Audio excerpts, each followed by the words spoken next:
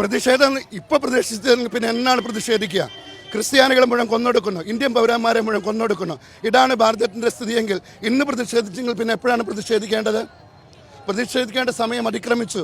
ക്രിസ്ത്യാനികളെ മുഴുവനും കൊന്നൊടുക്കുകയല്ലേ? അപ്പോൾ ക്രിസ്ത്യാനികളായി നമ്മൾ പ്രതിഷേധിക്കും. ക്രിസ്ത്യാനികളെ മാത്രമല്ല, ഇന്ത്യൻ പൗരന്മാരെയാണ് കൊന്നൊടുക്കുന്നത്, ഭാരത മക്കളെയാണ് കൊന്നൊടുക്കുന്നത്, നമ്മുടെ സംസ്കാരത്തെയാണ് കൊന്നൊടുക്കുന്നത്, വൈവിധ്യങ്ങളെയാണ് കൊന്നൊടുക്കുന്നത്. അപ്പോൾ നമ്മളിപ്പോൾ പ്രതിഷേധിക്കേണ്ടേ? നമ്മുടെ കോൺസ്റ്റിറ്റ്യൂഷൻ സംരക്ഷിക്കേണ്ടവരല്ലേ ഇവരൊക്കെ? നമ്മൾ ടാക്സ് അടിച്ചത് നമ്മൾക്ക് സംരക്ഷണം കിട്ടാനാണ്. എന്നിട്ട് നമ്മൾക്ക് സംരക്ഷണം നൽകേണ്ട പ്രധാനമന്ത്രി നമ്മുടെ മക്കളെ കൊന്നൊടുക്കുമ്പോൾ നമ്മളിപ്പോൾ പ്രതിഷേധിച്ചില്ലെങ്കിൽ പിന്നെ എപ്പോൾ പ്രതിഷേധിക്കും?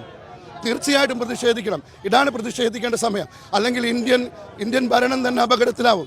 നമ്മുടെ കോൺസ്റ്റിറ്റ്യൂഷനെ തന്നെ ഇവർ അട്ടിമറിക്കാൻ സാധ്യതയുണ്ട്. ഈ സാഹചര്യത്തിൽ പ്രതിഷേധിക്കണം, ശക്തമായി പ്രതിഷേധിക്കണം. അതുകൊണ്ടാണ് പ്രതിഷേധം. പ്രധാനമന്ത്രി മൗനം പേടിക്കണം, പ്രധാനമന്ത്രി വായു തുറക്കണം, മണിപ്പൂരിന് വേണ്ടി സംസാരിക്കണം, പീഡിതരായ മക്കൾക്ക് വേണ്ടി സംസാരിക്കണം. അല്ലെങ്കിൽ പ്രതിഷേധം തുടരും. ഇതല്ല പ്രതിഷേധം. ഇനിയും പ്രതിഷേധത്തിൻ്റെ അടുത്ത സ്റ്റെപ്പിലേക്ക് നമ്മൾ കടക്കേണ്ടി വരും. ഇത് ഈ ഇന്ത്യ എന്ന് പറയുന്നത് ഒരു ജാതിയുടെ, ഒരു മതത്തിൻ്റെ, ഒരു വർഗത്തിൻ്റെ, ഒരു പാർട്ടിയുടേതല്ല. ഇന്ത്യ എല്ലാവരുടെയുമാണ്. ഇവിടെയുള്ള ഏത് പൗരനും ഇന്ത്യയിൽ ജീവിക്കാൻ അനുവാദമുണ്ട്. ഞങ്ങളൊക്കെ ജനിച്ചത് ഇന്ത്യയിലാണ്. ഞങ്ങൾ ക്രിസ്ത്യാനികളാണെങ്കിലും മുസ്ലിങ്ങളാണെങ്കിലും മറ്റേത് മതത്തിൽപ്പെട്ടവർ ജനിച്ചത് മുഴുവൻ ഇന്ത്യയിലാണ്. ഞങ്ങൾ ഇന്ത്യയുടെ മക്കളാണ്. ഞങ്ങളുടെ പാപ്പന്മാരൊക്കെ ഇന്ത്യൻ മക്കളാണ്. ഞങ്ങളെല്ലാവരും വിദേശികളല്ല. അപ്പോൾ ഞങ്ങൾക്കിവിടെ ജീവിക്കാൻ അധികാരമുണ്ട്. അതുകൊണ്ട് ഞങ്ങൾ പ്രതിഷേധിക്കും. മോദിജി മൗനം വെടിയണം. മോദിജി ഞങ്ങളുടെയും പ്രധാനമന്ത്രിയാണ്.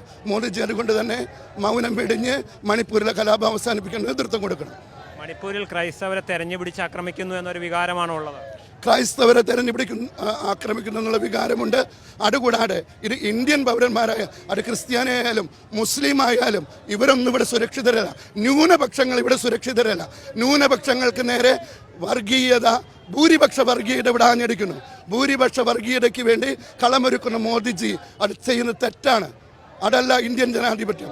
ജനാധിപത്യം എന്നാൽ ജനങ്ങളെ ശാന്തമായി സ്വസ്ഥമായും ജീവിക്കാനുള്ള സംവിധാനം ഇവിടെ ഉണ്ടാകണം.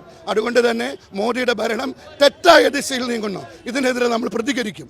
മണിപ്പൂരിലെ ക്രൈസ്തവ ജനങ്ങളുടെ ജീവനും സ്വത്തിനും സംരക്ഷണം നൽകാൻ ഈ കേന്ദ്ര സംസ്ഥാന സർക്കാരുകൾക്ക് കഴിയുന്നില്ല. സർക്കാരിന് നമ്മൾ ഭരമേൽപ്പിക്കുന്നതിനാ മനുഷ്യൻ്റെ ജീവനും സ്വത്തും സംരക്ഷിക്കാനല്ലേ? അതിന് കഴിയില്ലെങ്കിൽ അവരിറങ്ങിപ്പോണം.